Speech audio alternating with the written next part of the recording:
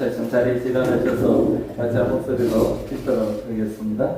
6장 6절에서 10절입니다. 읽겠습니다. 시작. 타락한 자들은 다시 새롭게 하여 회개하여 복속하니 이는 그들이 하나님의 아들을 다시 십자가에 못 박아 드러내놓고 욕되게 합니다. 그 위에 자주 내리는 비를 흡수하여 밭가는 자들이 쓰기에 합당한 채소를 내면 하나님께 복을 받고, 만일 가시와 엉겅퀴를 내면 버림을 당하고 저주함에 가까워 그 마지막은 불사름이 되리라. 사랑하는 자들아, 우리가 이같이 말하나 너희에게는 이보다 더 좋은 것 곧 구원에 속한 것이 있음을 확신하노라. 하나님은 불의하지 아니하사 너희 행위와 그의 은총을 위하여 나타낼 사랑으로 이미 성도를 섬긴 것과 이제도 섬기고 있는 것을 잊어버리지 아니하시느니라. 아멘. 아멘. 자리에 앉아주시기 바랍니다. 오늘은 퍽을 떨어진 조각도 붙이면 됩니다 라는 제목으로 같이 말씀을 좀 나눠보려고 합니다.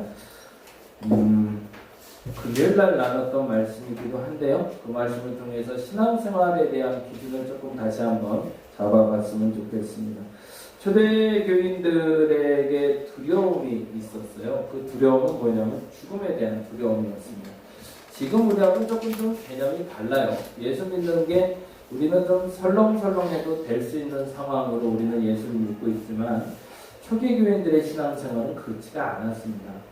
물론 이제 초창기에 그렇죠, 예수께서 돌아가시고 나서 실질적으로는 거의 300년 동안 변함없이 지속됐던 것이 죽음에 대한 공포였습니다.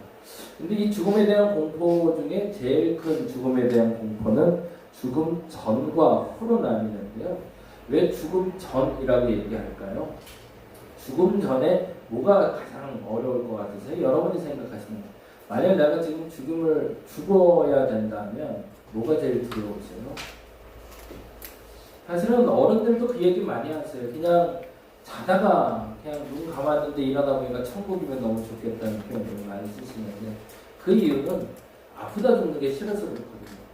병상에 있다가 아무것도 못하다가 그렇게 쓸쓸히 죽임을 당하기보다 뭔가 조금 좀 이렇게 좀 편하게 죽음을 맞이하고 싶은 욕심, 욕망, 그 바램은 우리에게 언제나 있습니다. 근데 초대교인들은 이 아픔의 문제가 아니라 고통의 문제였거든요. 이제 예수를 안 믿기로 결정했으면 문제될 게 하나도 없는데, 예수를 믿기로 결정하니까 그때부터 소위 고난, 고문이라는 것이 시작이 되는데, 그 고문이 생각보다 굉장히 어려운 거죠. 뭐 여러분이 잘 아는 것들 중에서는 뭐 십자가에 달리신 예수님처럼 십자가에 달리는 고문이 있었고요. 조금 이런 건 조금 좀 너무 뭐라고 할까요? 혐오적이라든 표현하기는 그렇지만 살가지고 벗기는 고난, 그리고 채찍으로 맞는 거, 그리고 기름을 끓여서 기름 안에 넣는 거, 그리고 가장 보편적으로 많이 나타나는 게 사자하고 표범하고 곰의 밥이 되게 하는 거. 그래서 그러한 현상을 통해서 사람들에게 두려움을 줘서 죽음 전에 예수를 부인하게 만들고, 그리고 예수를 떠나서 그리스도인이 되지 않게 하게끔 사람들이. 그래서 그때 당시 그것을 놀이 문화로까지 만들어버리는 게 당시 형태였습니다. 그래서 이 죽음 전에 대한 그 두려움이 사실은 그리스도를 배신하게 만드는. 그래서 그 죽음에 대한 두려움이 첫째는 죽음 전에 일어나는 고통 때문이었다면, 사실은 더 큰 고민은 여기에 있었습니다. 죽음 전에는 어떤 죽음을 맞이할 것인가에 대한 고민이었다면, 죽음 후에는 내세 분명한 확신이 내게 있는가라는 거죠. 앞서 말한 대로 죽기 전까지는 누군가가 계속 나를 괴롭히는 그 괴로움에 대해서 내가 이길 수 있는가에 대한 질문과 답을 찾아야 됐다면, 안타깝지만 그렇게 내가 죽었는데, 그 고통받고 그 고문을 받고 내가 죽었는데 깨어나 보니 지옥이면 어떡해요? 그게 너무 허무한 거죠. 그러니까 이분들 머릿속에는 뭐가 있냐면, 어디까지가 예수를 잘 믿는 걸까? 그 기준을 정해야 됐던 거죠. 지금도 마찬가지라고 봐요. 이제는 당시처럼 죽음을 앞두고 우리가 예수 믿는 건 아니에요. 근데 그렇다고 해서 우리가 예수 믿는 게 달라진 건 아니라는 거죠. 더 정확히 말하면 어디까지가 하나님을 떠나는 것이고 어디까지가 하나님과 붙어 있는 걸까? 그러면 어디까지 최선을 다하면 천국에 갈 수 있는 거고 어디까지 안 하면 우리는 지옥 가는 걸까? 그 기준을 예수를 믿는 것만으로 충분하다라고 말하는 것엔 우리에게 너무나 좀 사실은 부족함이 있는 거죠. 그래서 오늘 그 얘기를 조금 좀 하려고 합니다. 제가 책 하나를 좀 또 소개하려고 하는데요. 초대교회 순교록이라는 책이 나온 거는 꽤 됐는데 나는 그리스도인입니다라는 책으로 나왔다가 최근에 다시 한번 나왔어요. 2022년에 다시 나온 책인데 한번 시간이 되시면 놔둘 테니까 한번 보세요. 이거 뭐 사서 보기에는 조금 혐오스러운 단어들이 많이 나와요. 왜냐면 우리가 초대교회들 순교한 얘기를 아까도 했지만 뭐 톱을 켜서 죽고 뭐 곰에게 물려 죽고 그런데 그게 조금 꾸며지는 얘기들도 많았어요. 그래서 그냥 사실은 입으로 전해지다 보니까 조금 다른 과장된 혹은 축소된 얘기들이 많았는데 이 책의 특징은 뭐냐면 당시의 재판 기록이에요. 그래서 더 정확한 얘기를 기록하고 있는 거죠. 그래서 재판관이 그 순교 대상자에게 질문을 합니다. 그리고 그 질문에 답하는 것들이 기록되어 있고 그래서 그 답을 하자 그를 이렇게 죽였다 이렇게 나오고 있어요. 그래서 그 이야기가 헬라어하고 라틴어를 직접 번역해서 출판한 책이기 때문에 훨씬 더 실제적으로 그들의 죽음 앞에 그들은 어떤 고백을 했고 그리고 그 고백 이후에 어떤 일이 벌어졌는지에 대해서 여러분이 볼 수 있는 책이라 제가 한번 추천을 하려고 해요. 근데 이 책의 소제목이 나는 그리스도인입니다예요. 왜 그럴까요? 그게 되게 재밌는데요. 모든 그 기록, 재판 기록물에 공통적으로 나오는 단어가 있었던 거죠. 너는 누구냐? 라고 얘기해서 나는 그리스도인입니다. 라는 고백을 그들이 하고 있어요. 그래서 그 고백에 대한 고백록, 순교록으로 기록된 책입니다. 그래서 한번 여러분이 시간이 되시면 좀 신앙이 느슨해질 때 이렇게 믿어도 되나? 이렇게 믿어도 난 그거 맞겠나? 싶을 때 한번 살짝 들춰보시면 조금 자각하게 되는 계기가 될 것 같습니다. 두려움이 결과로 나타나는 걸 오늘 히브리서 6장 6절에 다음과 같이 표현하고 있습니다. 6장 6절을 한번 읽어볼까요? 6장 6절 같이 한번 찾아보도록 합니다. 다시 한번 찾아서 같이 한번 읽어보겠습니다. 6절입니다. 시작. 타락한 자들은 다시 새롭게 하여 회개할 수 없나니 하나님의 아들을 십자가에 못 박아 드러내놓고 욕되게 합니다. 라고 되어 있어요. 무슨 말을 하고 있냐면 여기서 타락한 자는 배교를 얘기합니다. 예수를 나 안 믿을래요. 더 정확히는 아까 그 재판 기록으로 따지자면 무슨 말을 하는 걸까요? 나는 그리스도인이 아닙니다. 라고만 말합니다. 나는 그리스도인입니다. 라고 말하면 죽어요. 근데 나는 그리스도인이 아닙니다. 라고만 말하면 살 수 있단 말이죠. 그래서 그 말을 한 사람들 그들에 대해서 지칭하길 이렇게 얘기합니다. 나는 그리스도인이 아닙니다. 라고 말하는 사람들을 배교라고 불렀는데 그 배교자들은 어떻게 되는데요? 다시 새롭게 하여 회개하게 할 수 없나니 이는 그들이 하나님의 아들을 다시 십자가에 못 박아 드러내놓고 욕되게 합니다. 이렇게 해석될 수 있었던 본문이었던 거죠. 그 당시에 히브리서가 기록될 당시가 그 죽음을 당하고 있을 때였거든요. 매일매일 그 긴장 상태에 있었고 누군가는 또 끌려가서 죽임을 당하고 있는데 그 와중에 이 본문이 나오니 이 본문은 사람들에게 되게 불편할 수 있는 본문이었던 거죠. 그런데 더 구체적으로 이렇게까지 표현합니다. 7절 말씀 보겠습니다. 7절 읽겠습니다. 시작. 땅이 그 위에 자주 내리는 비를 흡수하여 밥 가는 자들이 쓰기에 합당한 채소를 내면 하나님께 복을 받고. 이게 정확한 단어죠. 땅이 성도가 자주 내리는 비를 흡수한다는 게 뭘까요? 하나님의 은혜를 지속적으로 받고 있다면 그 가는 자의 쓰기에 합당한 차지인 열매가 맺기 때문에 그것은 하나님께 복을 받을 거라는 거죠. 무슨 말이에요? 하나님이 자주 내리시는 그 은혜를 무시하고 어떻게 되면 잘못될 거라는 얘기를 하기 이전에 하나님의 은혜를 끝까지 지켜낸 사람은 복을 받는다는 얘기를 먼저 써준 거고요. 그 다음에 8절에 이렇게 표현하고 있어요. 8절 볼까요? 읽어봅니다. 만일 가시와 엉겅퀴를 내면 뭐예요? 불신, 그렇죠? 믿지 않겠다고 고백하는 사람들은 어떻게 되는데요? 버림을 당하고 저주함에 가까워 그 마지막엔 불사름이 됩니다. 지옥에 갈 거라는 얘기죠. 그러니 순교 앞에서 사실은 그런 거 있지 않았을까요? 제 생각엔 그래요. 모두가 그렇게 순교자들 앞에서 여기 본문에도 그런 얘기가 나오는 한 여인인데요. 임산부예요. 근데 아이를 낳았어요. 그러니까 아기가 하나가 있는데 8개월 만에 애를 낳았어요. 그래서 임산부는 그래도 그나마 인권이 있어서 죽이지 못하게 돼 있었대요. 근데 임신한 상태로 잡혀온 거예요. 근데 8개월 됐는데 애를 낳았어요. 근데 애는 아버지가 데려갔어요. 그리고 잡혀 있는데 이 사람이 순교하려는 그 순간에 끝까지 그 고통을 버텨내는 거예요. 그러자 아이하고 그 아이의 아버지를 데려와서 고문을 하기 시작하는 거죠. 이때는 참을 수가 없는 거죠. 내가 고통당하는 건 내가 믿음 때문에 고통받으니까 알겠지만 내 아이를, 그것도 갓난쟁이를 고문하는 건 말이 아니니까 그때 어떻게 판단해야 될까? 아마 그런 일들도 있지 않았을까라는 생각을 해봐요. 무슨 말이냐면 초기에 그 고문을 당할 땐 내 믿음을 지켜내겠지만 그 고문이 지속되면서 포기한 사람이 생겼을 거라는 거죠. 근데 그들은 어떻게 했을까? 그들 마음속에 이 마음이 있었을 거 아니에요. 나는 결국에 배교했으니 그 고통은 반이나 당해놓고 결국에는 나도 지옥에 갈 수밖에 없나? 이게 참 씁쓸하잖아요.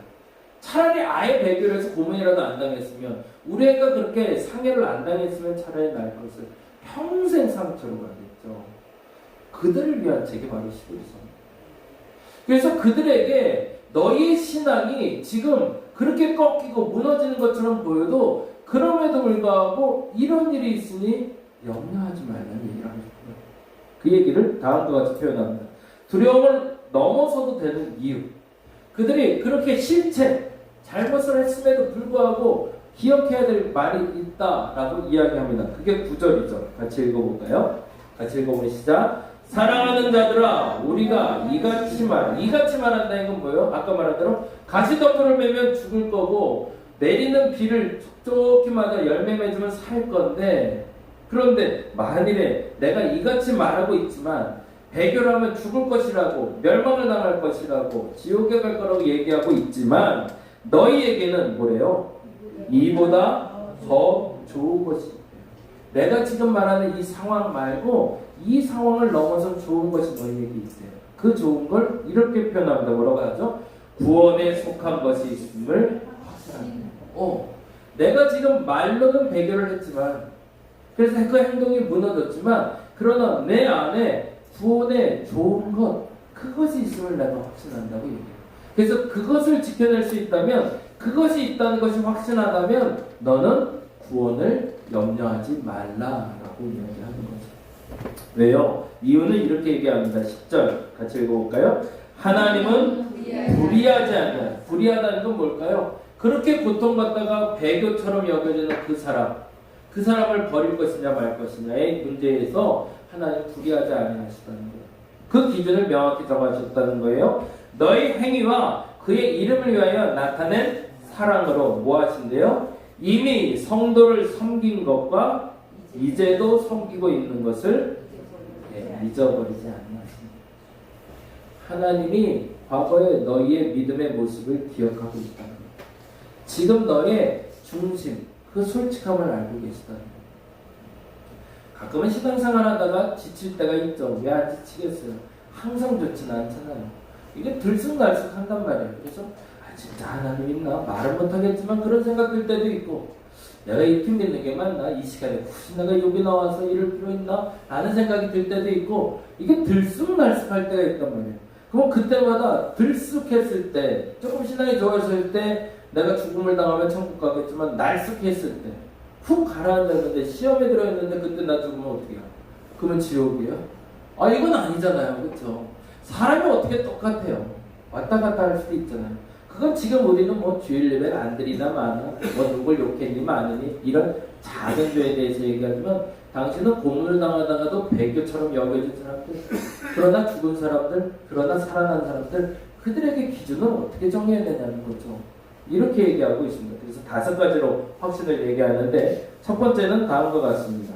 같이 한번 6장 4절을 같이 한번 읽어보죠. 6장 4절 말씀 같이 한번 읽어보겠습니다. 4절과 5절 말씀입니다. 한 번 빚을 받고 하늘의 은사를 맛보고 성령에 참여한 바 되고 하나님의 선한 말씀과 내세의 능력을 맛보고도 요게 5가지가 들어있어요. 잘 기억해 보세요. 요 5가지를 여러분이 경험했다면 그 구원은 흔들리지 않는다는 거예요. 내가 예수 믿었다. 그게 증표가 나타나야 되잖아요. 나 예수 믿는 게 맞는데? 근데 남들에게 말을 못하겠는데 자신이 없어요. 당장 내일 죽어도 천국 갈 자신이. 그래서 불편해요. 내가 이렇게 사실은 드러내지는 않지만 내 안에 죄가 많거든요. 그래서 나는 구원 못 받을 것 같은 불안함이 찾아오는 이들에게 순교의 순간에 그 순교를 배교하고 떠나서 불안해하는 그들에게 지금 히브리서 기자는 5가지로 다음과 같이 이야기해요. 첫째는 한 번 빚을 받고 라는 단어. 이 단어는 무슨 말일까요? 한 번 빚을 받고 라는 말은 한번 넘겨줄까요? 예, 그 다음에 네, 보이죠? 또 다른 세상이 있음을 알게 된 사람입니다. 천국의 지역 자체를 믿지 않는 사람들 많아요. 그런 거 없다고 얘기해요. 그럼 우리는 무슨 놈자라고 얘기해요. 천국이 있겠어. 그냥 죽으면 그냥 물거품처럼 사라지는 거지 뭐 죽고 살고 그거 뭐 걱정해 끝나는 건데 라고 말하는 사람들이 있어요. 근데 어떤 사람들 중에 천국이 있음 지옥이 있음을 알게 된 사람들이 있어요. 그걸 우리는 한번 빚을 받고 라고 얘기해요. 여러분 한번 생각해보세요. 여러분 믿으시나요? 내가 죽으면 천국 갈 걸 떠나서 천국과 지옥이 있음을 여러분 믿으시나요? 만일의 경우에 누군가가 정말 좋은 일을 한 사람이 있으면 그 사람은 그래도 최소한 그거에 대한 대가는 받아야 되지 않나요? 세상을 그토록 악하게 살았으면 그 악하게 산 사람은 그 결과를 치러야 되지 않을까요? 저는 그래서라도 천국과 지옥은 있어야 된다고 믿어요. 있어야 된다고 믿는 거예요. 반드시. 왜냐하면 그렇지 않으면 우리의 삶이 너무 허무해요. 만일에 한번 여러분 생각 속에 천국과 지옥을 믿고 있다면 여러분은 구원을 받을 수 있는 사람이라는 겁니다. 두 번째, 하늘의 은사를 맛본 사람들은 구원에 대해서 흔들리지 않을 거라는 겁니다. 오늘 기자는 그렇게 얘기해요. 하늘의 은사를 맛보고도 뭘까요? 다른 말로 하면 기도 응답을 받은 경험입니다. 하나님의 은혜가 임했어요. 특별한 경우. 우리 그래서 지금 심현철 집사님 가정을 위해서 기도하고 있는데 병이 나는 사람이 병이 낫는 경우들도 있고요. 때때로 엉뚱하게 내가 걸어가면서 뭔가를 요청했는데 하나님께 그걸 하나님이 응답하신 경우가 있어요. 이걸 잊지 말아야 돼요. 하나님은 잊지 않고 계시는데 내가 잊어버렸어요. 내가 기도 응답 받았다는 거죠. 여러분 잘 생각해 보세요. 내가 기도 응답 받은 경험이 있다면 그것은 구원받은 사람의 모습이라는 겁니다. 세 번째, 성령에 참여한 바 되고 라는 단어인데요. 이 단어는 이렇게 해석될 수 있을 거예요. 같이 한번 읽어볼까요? 곧 하나님이 인도하셨음을 경험한 사람들. 기적처럼 내 기도에 대한 응답이나 뭐 그런 경험들은 없어요. 근데 어느 순간 툭 그런 생각이 들었어요. 이건 신이 있어야 될 일이다. 무언가에 내가 알지 못하는 신의 인도함이 있었다. 야, 이건 참 신기한 일이다 라고 체험한 경험이 있는 사람들, 그 사람들은 구원에 대해서 염려하지 말라는 겁니다. 네 번째, 이 단어도 참 재밌는데요. 하나님의 선한 말씀이에요. 이 단어는 이렇게 해석이 될 것 같아요. 뭐라고 읽으면 될까요? 읽어볼게요. 곧 말씀에 깨달음이 있던 사람들을 얘기해요. 무슨 말일까요? 설교를 듣다가 혹은 어떤 말씀을 읽다가 야, 이 말씀 너무 좋다 라고 깨달아지는 그런 거였습니다.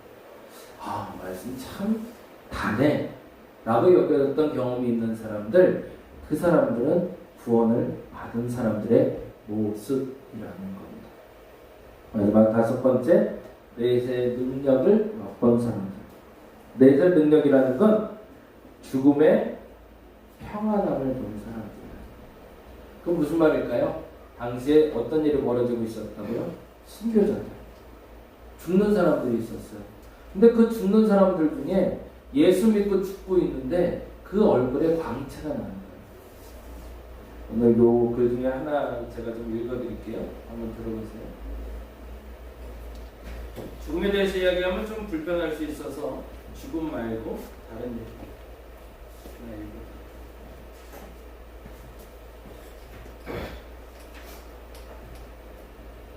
마리누스의 순교라고 18페이지에 있는 글입니다. 도처에서 교회가 평안을 누리고 있을 때였다. 팔레스타인 가이사랴에서 마리누스라는 사람이 그리스도를 고백함으로 참수를 당하는 일이 일어났다.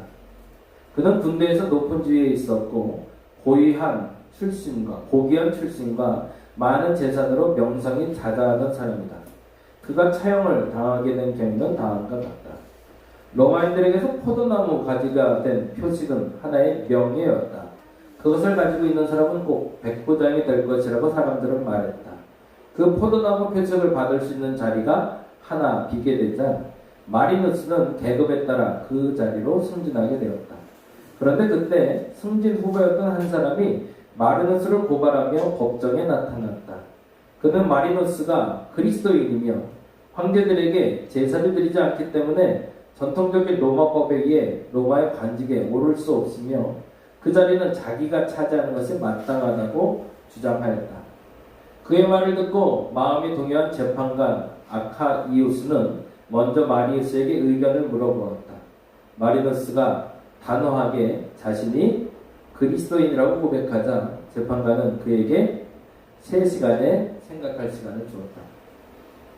그가 법정 밖으로 나왔을 때 당시 감독이었던 테오테크누스가 그를 데리고 갔다. 감독은 마리누스와 대화를 나누면서 교회 안으로 들어가 그를 거룩한 곳 앞에 가까이 서게 하였다.